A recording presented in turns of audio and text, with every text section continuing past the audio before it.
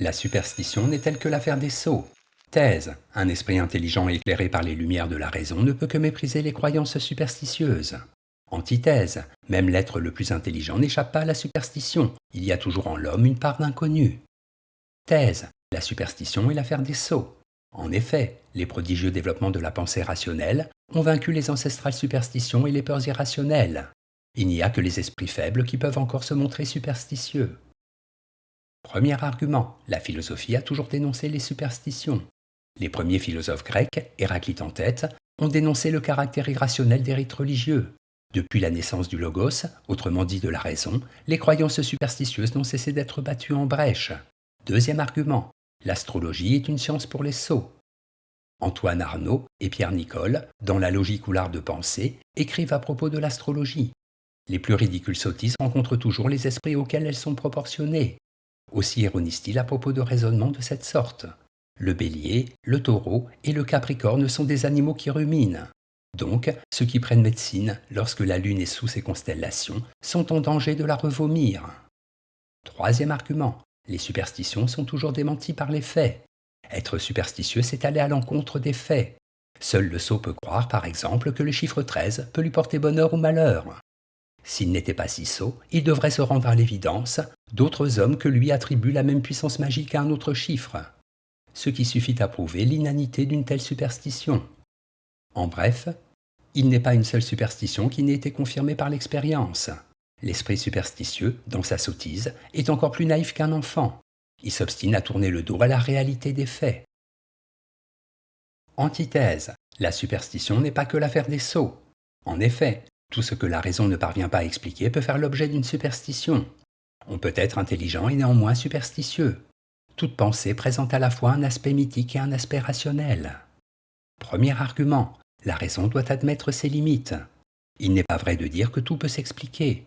Par rapport à certains phénomènes, l'esprit le plus fin doit avouer qu'il se comporte d'une manière superstitieuse.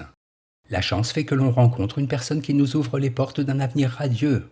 L'on aura tendance, pure superstition, à attribuer cette chance au fait que ce jour-là, on s'était comporté de telle manière. Deuxième argument, la science elle-même est superstitieuse. Einstein, et avant lui Nietzsche, ont posé cette idée apparemment scandaleuse.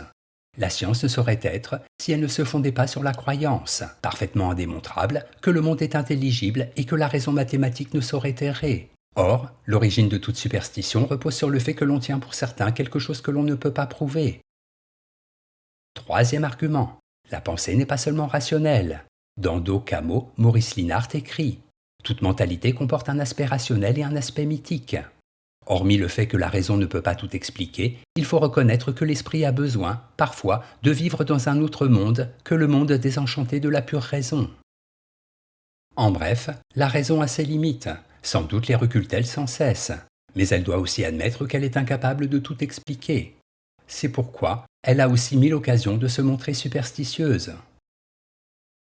Synthèse. Carl Gustav Jung, mais aussi Gaston Bachelard, en se penchant sur les travaux des alchimistes du Moyen-Âge, ont mis à jour une pensée extraordinairement riche en symboles, en images poétiques et en profondes rêveries. Ces alchimistes, loin d'être des sots, n'en étaient pas moins des esprits extrêmement superstitieux. La superstition n'est pas seulement l'affaire des sots, elle est inhérente à la pensée de l'homme. En effet, l'homme sait plus qu'il ne connaît. Il sait qu'il est dépassé par sa propre vie psychique, qu'il est impuissant à répondre à un certain nombre de problèmes. Pourtant, c'est une nécessité pour lui de donner une explication à tout ce qu'il saisit en conscience. Sottise par contre est de croire encore à certaines choses alors que, depuis bien longtemps, la raison a fait preuve de leur caractère purement irrationnel. Note et commentaire. Pensée mythique. Le mythe transpose des mécanismes et des comportements réguliers de la société. Il assure la répétition des actes et des événements primordiaux dont le renouvellement est une condition de l'équilibre social et de l'équilibre humain. Maurice Linhart, Do Camo. Citation. Parce qu'elle éveille la pensée de la causalité et de la synthèse, la recherche scientifique peut faire régresser la superstition. Reconnaissons, cependant, à la base de tout travail scientifique, une certaine conviction bien comparable au sentiment religieux, puisqu'elle accepte un monde fondé en raison, un monde intelligible. Albert Einstein, Comment je vois le monde.